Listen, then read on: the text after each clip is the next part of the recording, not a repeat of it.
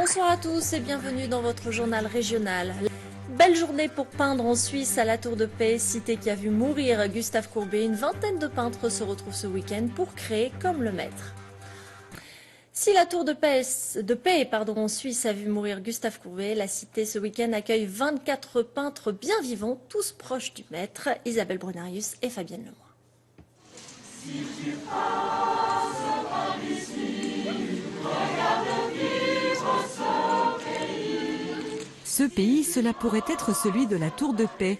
Et si vous y passez, vous pourrez peut-être écouter l'âme de Courbet. Entre une grande fresque réalisée par les élèves de l'école de peinture de la ville et les œuvres des peintres invités par la Tour de Paix et l'association Arva, c'est toute une communauté qui vibre pour Gustave Courbet. Au départ, c'est un peu un challenge. Je me suis dit, pourquoi est-ce que je ne pourrais pas faire quelque chose qui a été fait par un grand peintre. Je me suis attaché à l'œuvre de Courbet et puis c'est mon peintre préféré maintenant. Gustave Courbet a passé les 4 dernières années de sa vie en Suisse, exilé pour échapper à la ruine. Il a vécu dans cette maison.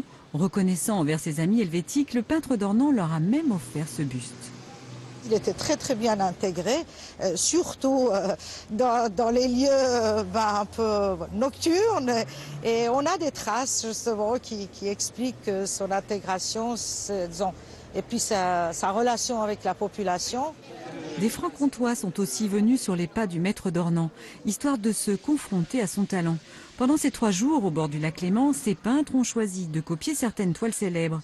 Courbet, lui aussi, s'était formé en copiant les maîtres anciens dans les musées.